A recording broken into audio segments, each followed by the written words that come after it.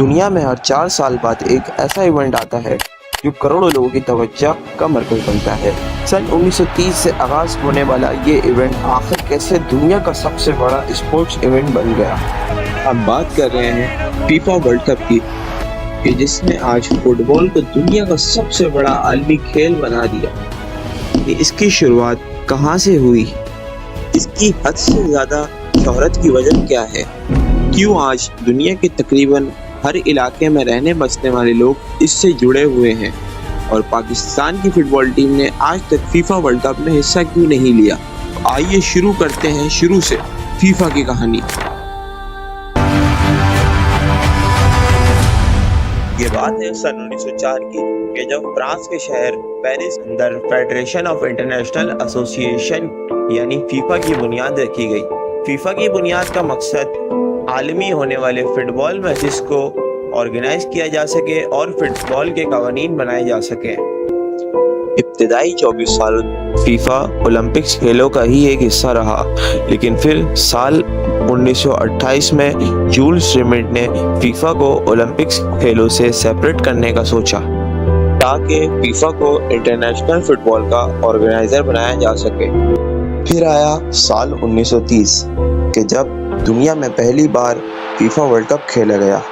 ये world cup south America के एक छोटे मुल्क उरुग्वे में खेला गया, लेकिन ये सब कुछ इतना भी आसान नहीं था।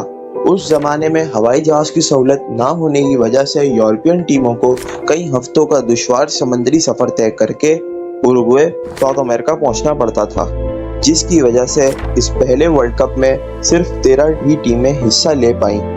लेकिन जैसे तैसे ये वर्ल्ड कप चलता रहा। साल 1930, साल 1934, साल 1938 ये 3 बार लगातार फीफा वर्ल्ड कप होता रहा। लेकिन फिर उसके बाद सेकेंड वर्ल्ड वॉर की आफत आ पड़ी, जिसकी वजह से 12 सालों तक कोई फीफा वर्ल्ड कप नहीं हुआ। लेकिन 1950 के बाद ऐसा क्या हुआ कि जिसने फीफा और फुटबॉल की तारीख बदल दी।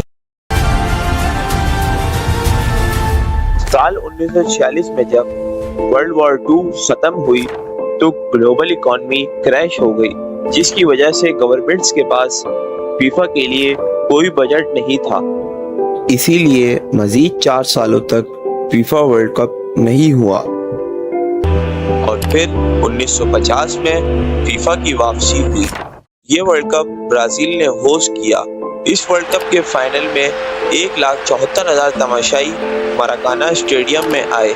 उस वक्त इतने बड़े लाइव क्राउड के नंबर ने ये साबित कर दिया कि फीफा वर्ल्ड कप अब एक ग्लोबल स्पोर्ट बन चुका है, कि जहां दुनिया एक हो रही है। और फिर साल 1954 में फीफा को पूरे 50 साल हो गए, और यही वो साल था कि जब दुनिया में पहली बार फीफा वर्ल्ड कप टेलीविजन पर ब्रॉडकास्ट हुआ। उस जमाने में तकरीबन 9 करोड़ लोगों ने इसको टेलीविजन पर लाइव देखा। फिर साल 1974 में होने वाले वर्ल्ड कप ने फीफा को एक मॉडर्न कमर्शियल ऑर्गेनाइजेशन बना दिया। फीफा ने एडिडास, कोका कोला जैसी मल्टीनेशनल कंपनीज के साथ स्पॉन्सरशिप और ब्रॉडकास्ट राइट एग्रीमेंट किए, जिसकी वजह से फीफा की ग्लोबल रीच और रेवेन्यू दुगना हो गया। और अब तक पाकिस्तान ने फीफा वर्ल्ड कप की किसी भी कैंपेन में हिस्सा नहीं लिया था, लेकिन साल 1990 के बाद पाकिस्तान ने फीफा के क्वालिफायर राउंड में हिस्सा लेना शुरू किया। फिर इसके बाद 2015 तक पाकिस्तान ने लगातार क्वालिफायर राउंड खेले, मगर शुरुआती राउंड्स में ही एलिमिनेट हो जाता। फिर 2015 के बाद पाकिस्तान की फुटबॉल फेडरेशन के इंतजामी बहरान और फीफा की सस्पेंशन की वजह से पाकिस्तान फुटबॉल की तरक्की रुक गई। लेकिन साल 2026 में पाकिस्तान ने क्वालिफायर राउंड में कंबोडिया को हराकर अपनी तारीख की पहली जीत हासिल कर ली। अगर पाकिस्तान में फुटबॉल फेडरेशन पर तवज्जो दी जाए तो हो सकता है कि पाकिस्तान आने वाले वर्ल्ड कप का हिस्सा बन जाए।